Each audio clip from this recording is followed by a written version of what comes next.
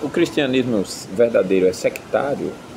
O que significa sectário? Hoje muitas pessoas usam essa palavra e é preciso entendê-la corretamente, entender qual o cuidado por trás, porque se por um lado queremos fazer algo bom, que é, por exemplo, não cometer o pecado de orgulho, de arrogância, de impor a denominação pessoal. Por exemplo, eu sou presbiteriano do Brasil e eu impor que só a igreja presbiteriana do Brasil é a verdadeira e não tem como outra igreja ser tão verdadeira quanto e tal. Nesse sentido, é óbvio que o cristianismo não é sectário e está certo o cuidado, esse zelo está correto. Mas, por outro lado, a pessoa usa esse cuidado para, ou a defesa desse cuidado, para deixar sempre em aberto as brechas, como se então todas as igrejas, com todos os seus desvios, são todas irmãs caindo, desde que esteja dentro de algum nível aceitável de margem de erro. E nesse sentido passa uma ideia completamente distorcida do que a palavra de Deus fala, né? A palavra sectário vem do latim secta, que significa seita, caminho, escola filosófica ou doutrinária, e seguir, né? Então sectário é aquele que segue uma seita ou uma doutrina específica. Óbvio que nós não somos assim. Aí vai para um sentido moderno, esse sentido avança para um sentido moderno de alguém, um sentido até pejorativo, né, de alguém que é intolerante, que é fanático ou extremamente fechado a outras ideias. Dependendo de como se traduza isso, nós não somos sectários, o verdadeiro cristianismo, ou é sectário, dependendo de como se traduza isso. Por exemplo, o conceito de pecado é bíblico e o cristianismo não aceita, o verdadeiro cristianismo não aceita romper com isso e promover o pecado. O verdadeiro cristianismo não promove o pecado. Então, qualquer diálogo na tentativa de aceitar que o pecado seja tolerado, aprovado, praticado, o cristianismo verdadeiro, se sectário for isso, vai ter que ser sectário, vai ter que dizer, não, eu não aceito o diálogo, não há conversa com o pecado, não há diálogo para promover o pecado, né? Então, nesse sentido, o cristianismo é intolerante, sim. E isso se aplica à questão das igrejas. Nós temos aí hoje diversas denominações consideradas igrejas verdadeiras. Aí você pega assim, olha a confusão, você pega igrejas consideradas reformadas. Aí defendem, olha, as doutrinas bíblicas são essas. A característica, o estilo de vida, a característica de uma vida cristã é essa daqui. O que se deve crer é isso aqui. Toda a escritura fala disso e disso e disso. O culto verdadeiro, bíblico, é esse aqui.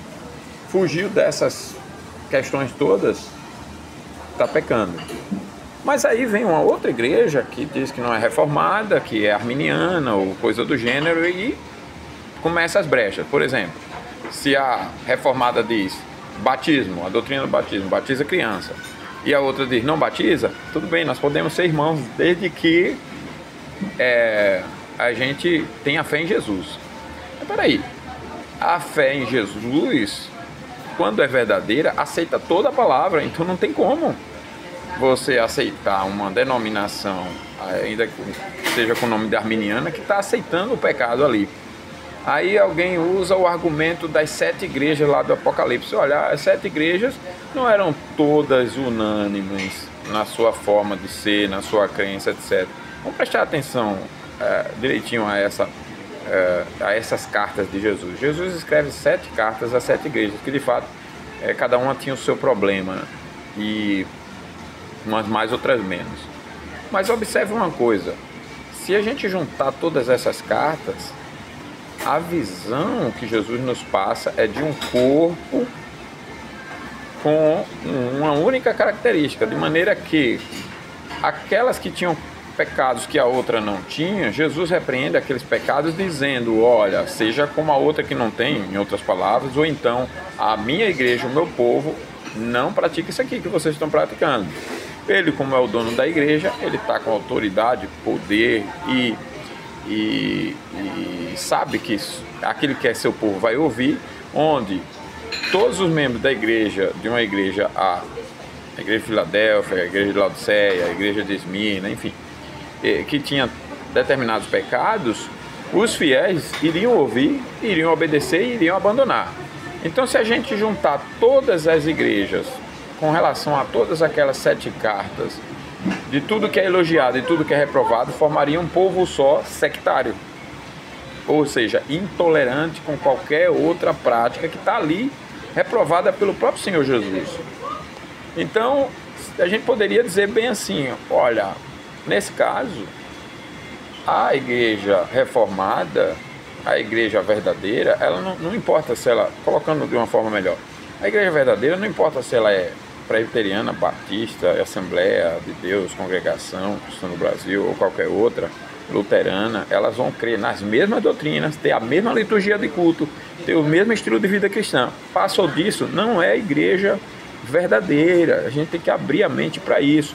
Ah, mas a denominação, a igreja é irmã, ela está na mesma denominação. Bom, repreende o pecado, porque se a prática está diferente do que toda a harmonia da Escritura está defendendo, dizendo o que é ser uma igreja verdadeira, a repreensão vem, e se a igreja não quer se corrigir, ela não pode ser considerada uma igreja verdadeira. Ah, mas está dentro da denominação presbiteriana, batista, assembleia, não importa. Não é uma igreja verdadeira. Não tem como ser. E nós não podemos considerar. Veja só que coisa interessante. Eu, como pastor presbiteriano, eu sou fiel se eu defendo o batismo infantil, por exemplo. Mas se eu for para o batista, eu estou liberado para não defender o batismo infantil. Peraí. Ah, mas é porque não é um assunto essencial. Olha, quem é que diz o que é essencial ou não nas Escrituras? Se Jesus diz que toda a Escritura é a palavra de Deus, que não só de pão vive o homem, mas de toda a Escritura, toda a palavra de Deus. E no final, em Apocalipse, a Bíblia se encerra dizendo que há maldição para aquele que acrescentar ou diminuir uma vírgula ou um tio. Então, toda a Escritura, sem distorção nenhuma, sem acréscimo nem diminuição, decréscimo, é a palavra de Deus que deve ser vivida, ensinada e seguida à risca. Fugiu disso, seja na vida pessoal, seja coletiva, está pecando. E se como denominações consideradas cristãs, se a gente não se harmoniza todo mundo para as mesmas doutrinas e a mesma liturgia de culto, né, o mesmo culto, com os mesmos elementos de culto, etc, etc, não tem como a gente considerar cristã. Não tem como. Numa das nossas igrejas presbiterianas, falando da nossa, né, presbiteriana do Brasil, houve um culto que não é culto, né, que cantou-se "Atirei o pau no gato". Esse culto é de Deus? Não. Essa característica é uma característica de quê? De falsa igreja. Mas é presbiteriano no Brasil, não importa. Está vivendo da forma reprovada. A liturgia, ou faz o que Deus manda, ou diga logo, eu não quero servir. É aquela palavra de Josué, né? Se são os deuses de lá, serviu, mas abandone Deus. Se Deus é o Senhor, serviu também, e abandone os deuses de lá. Eu e minha casa serviremos ao Senhor. Ou então Elias, né, quando ele diz, olha, se Baal é Deus, serviu. Agora, se é Yahvé, serviu também. Também não, serviu a ele. Não se pode servir a dois senhores, pegando as palavras de Jesus sobre a riqueza e o mundo, e Cristo, né, e Deus. Não se pode mesmo. Então, cuidemos para que não usemos a palavra sectário e o zelo por ela, e nem deixemos ser usados, né, nas distorções, nas formas ardilosas de se apresentar isso, para dizer, não, estamos todos como irmãos, batistas, assembleanos, congregação, no final fica aceitando todo mundo. É só questão de detalhes. Não tem questão de detalhes. Se todos não tiverem com as mesmas doutrinas, o mesmo culto está fora do padrão da palavra. Não sou eu quem digo, não. É a própria palavra de Deus. O que é que eu canto? Como é a oração? Quais são todos os elementos de culto? Tem cultos que são shows, tem cultos com os elementos reprovados, e isso impõe na vida das famílias que chegam lá, crianças, adolescentes, jovens, o casal, pai e a mãe da família chega para cultuar em determinada igreja e vê aqueles erros e às vezes é submetido a uma liturgia, a uma prática que não é bíblica. Mas a pessoa é livre para não estar lá. É claro que é livre, mas veja, eu sou pastor presbiteriano. Aí eu vou numa outra igreja irmã presbiteriana visitar de férias, seja lá o que for, a liturgia está errada, completamente contrária à palavra de Deus, ou em parte contrária à palavra de Deus. Isso é errado. Não podemos aceitar. Isso precisa ser corrigido. Mas então não vamos considerar irmão. E vamos fazer o quê? Pega o exemplo das 7 cartas de Jesus. Tem que se repreender e dizer, meu irmão, se você é crente, você vai se submeter à repreensão da palavra. Se não é, paciência, diga logo, eu não quero Deus, mas não uso o nome de Cristo como se fosse cristão para viver o que a Bíblia não aprova e passar a ideia de que mas vive uma vida contrária, é uma confusão. Aí muitos hoje falam, e falam até com razão, dizendo bem assim, olha, a liturgia de culto hoje depende da liderança. A vida cristã depende da igreja. Se você estiver na igreja de fulano de tal, que é mais sério, vai ter um rigor. Mas se for para outra, aí tanto faz. Isso entra tudo. Isso entra a preparação dos futuros líderes, presbíteros, diáconos, pastores, que é assim também, né? Depende da denominação, você será um diácono, um presbítero ou um pastor. Dependendo da denominação presbiteriana, dependendo, você não vai ser. Depende de se for um rigor bíblico ou não. E aí cresce hoje a corrupção da preparação desses líderes e da aprovação. E terminam sendo aprovados líderes que não são líderes, não são vocacionados, não são qualificados, não são chamados por Deus. E aí você vê cada vez mais problema no meio da igreja, porque você vai tratar nas reuniões conciliares de um assunto, num conceito pleno das escrituras, e a pessoa não consegue entender, ela não tem aquela mentalidade, aquela formação, aquele preparo. E aí você tem um problema só avolumado, porque se a liderança está piorando, a qualidade da liderança, o que dirá dos liderados? Cada vez pessoas mais leigas, etc. Então, o cristianismo não tem, o verdadeiro cristianismo, diálogo com o pecado. Ele é intolerante no menor grau. Isso precisa ser dito.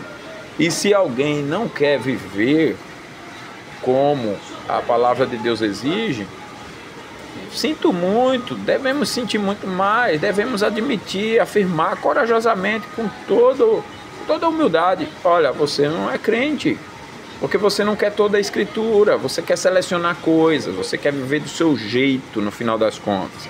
Aí camufla o culto aqui, camufla a vida ali, camufla isso, camufla aquilo, e fica tudo uma camuflagem muito boa, mas a realidade sendo outra. Então, a vida cristã é uma vida radicalmente exclusiva em todas as áreas, que não dialoga com o pecado no menor grau. Que sejamos esses crentes e que tenhamos essa vida completamente íntegra à luz das Escrituras. Não estou falando com isso que nós seremos impecáveis, não somos mesmo, mas não toleramos o pecado em nenhum menor grau, em nenhuma área. Culto é o radical cumprimento do que Deus exige em todos os elementos. Vida cristã, mesma coisa. Conhecimento e entendimento das doutrinas, a mesma coisa. As doutrinas são as que Deus define, as que Deus apresenta em sua palavra, e ao longo da história da humanidade iluminou homens, líderes, para, digamos assim, consolidar os conceitos, o conjunto de entendimento doutrinário na harmonia fiel, exegética, histórica, teológica dessas doutrinas. A doutrina da fé salvadora, a doutrina do arrependimento para a vida, a doutrina da adoção, justificação, santificação, a doutrina do ser de Deus e seus atributos, a doutrina da própria Escritura, a doutrina das pessoas, do Pai, do Filho e do Espírito Santo. a doutrina do Filho, as suas naturezas, etc. Todas as doutrinas escatológicas, não fica nada de fora. A doutrina do culto, a doutrina do dia do Senhor e do culto dominical, a doutrina, os 10 mandamentos, enfim, todos os sacramentos, do magistrado civil, dos líderes religiosos, todas as doutrinas têm que ser aqui a palavra de Deus em sua harmonia trata, e Deus iluminou, o Espírito de Deus iluminou ao longo da história. E se não estivermos todos com essas mesmas bases, fundamentos, doutrinas, vida, prática, não podemos dizer somos todos irmãos.